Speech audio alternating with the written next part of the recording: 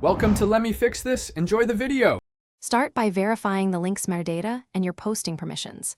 Check the shared link's open graph title and description before posting. Open the Facebook sharing debugger and paste the URL to clear the cache. Use the debugger to fetch new metadata and verify the updated title. Confirm you have page admin rights if changing a page link preview.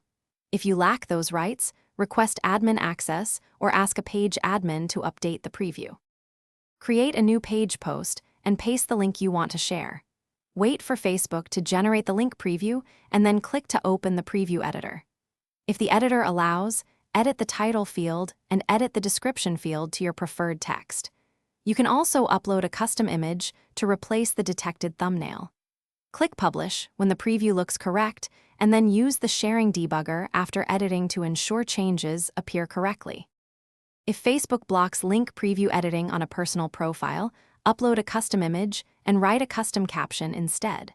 For persistent metadata issues, update the website's open graph title and description at the source. After updating the site, use the sharing debugger to force Facebook to rescrape the URL. If you manage a page, prefer editing before publishing to retain full link preview control. Limit edits after publishing, since frequent